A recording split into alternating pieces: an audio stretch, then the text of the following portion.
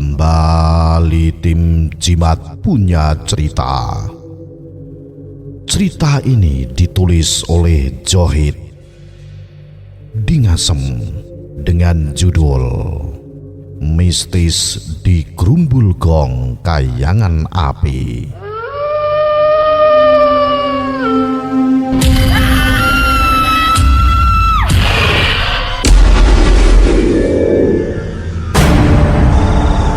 Cerita iki aku alami sekitar tahun 2018 silam. Saat itu saya masih bekerja di perusahaan walet di desa Mbabrian Dander. Saya bekerja 24 jam.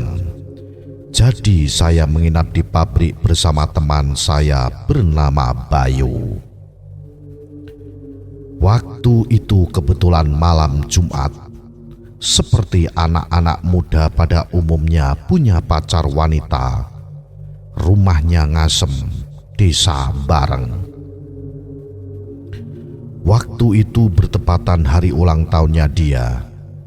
Jadi saya ingin beri kejutan hadiah tepat pergantian hari jam 12 malam.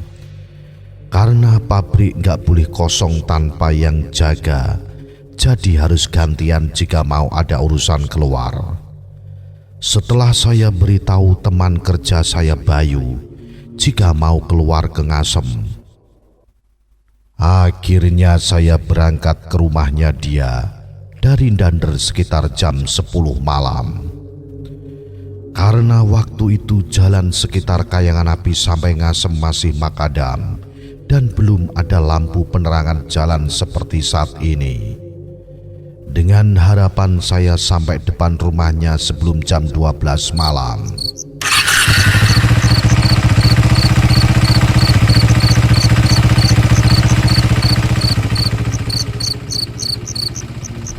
Singkat cerita, karena saya mengendarai motor dengan pelan-pelan dan hati-hati, saya sampai depan rumahnya jam 12 malam kurang 15 menit.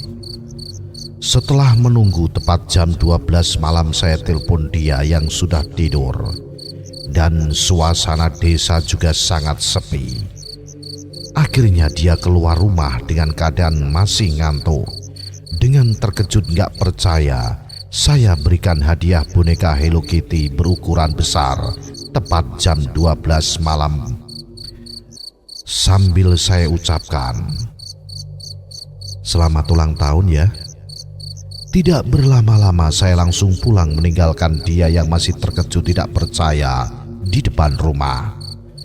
Saya langsung kembali ke tempat kerja saya di desa Mbabrian Dander. Dari sini cerita mistis dimulai.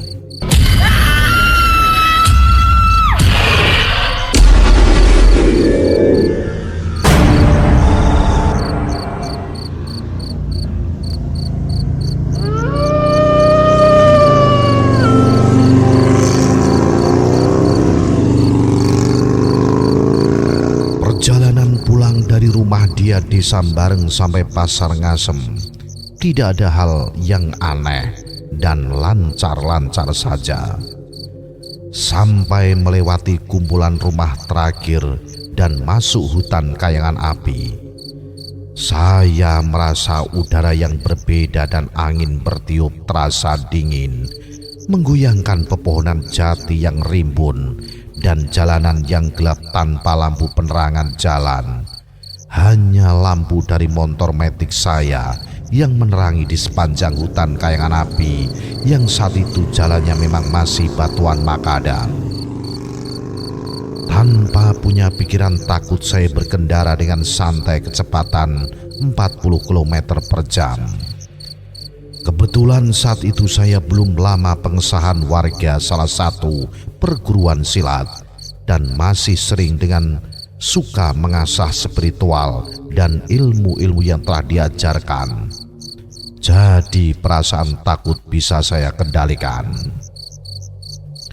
Sesampai di sekitar setelah melewati gerbang masuk Kayangan Api, angin bertambah kencang dan terasa dingin sampai bulu-bulu merinding. Pikiran saya kuat-kuatkan ke hal positif, tapi mulai bimbang dan ada rasa cemas dan takut timbul. Dan benar, angin bertiup kencang, pepohonan jati dan pohon sulbin bergoyang-goyang dengan kencang sepanjang jalan yang saya lewati. Pikiran mulai tidak karuan, gelisah, dan tiba-tiba lampu motor saya mati.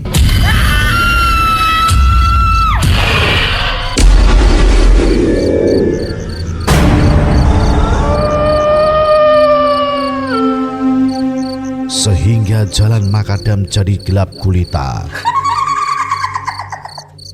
Saat itu juga terdengar sangat jelas suara wanita tertawa cekikikan. Semakin lama semakin jelas seperti dekat di telinga. Semakin lama terdengar seperti suara anak ayam. Seketika itu dengan keadaan gelisah saya lupa amalan dan bacaan-bacaan yang sering saya latih. Saya bingung, amalan yang mana yang harus saya lafalkan dalam keadaan takut dan campur-campur di kegelapan malam dengan angin bertiup kencang, pepohonan jati bergemuruh bergoyang-goyang dengan suara wanita cekikan seperti suara anak ayam yang terdengar sangat dekat di telinga sepanjang jalan yang saya lewati. Dalam keadaan yang gelisah campur-campur saya spontan dan refleks ingat satu amalan, saya baca syahadat, surat Al-Ikhlas dan sholawat. Dengan berusaha memantapkan hati dan fokuskan pikiran sampai pada bacaan sholawat terakhir, saya mantapkan baca dalam hati. Akisna li ajlillah, akisna ya Rasulullah.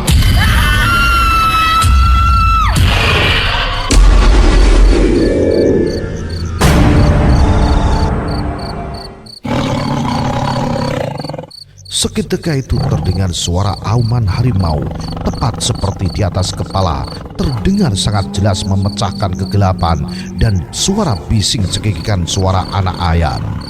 Seketika itu juga angin yang bertiup kencang dan pepohonan yang bergemuruh serta suara wanita cekikikan seketika berhenti dan lenyap.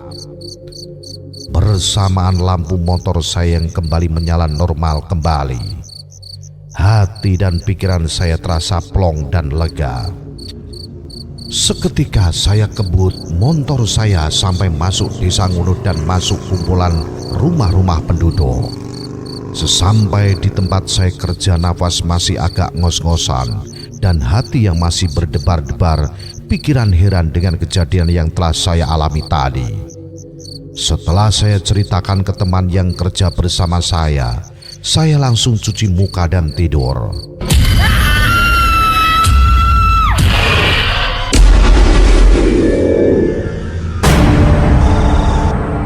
Dengan masih perasaan yang heran campur-campur saya abaikan, ada pesan masuk di HP saya dari pacar saya yang bertanya, katanya sudah sampai tempat kerja atau belum. Baru besoknya saya balas, tapi saya tidak bercerita pada dia tentang kejadian semalam yang saya alami. Tanpa sengaja teman kerja saya bercerita dengan salah satu karyawan yang kebetulan orang setempat dan berkata, memang di situ dulu kata orang-orang tua itu namanya Grumbul Gong, angker, dan sering ada gangguan gaib. Awakmu kok kendel tengah wengi lewat kono?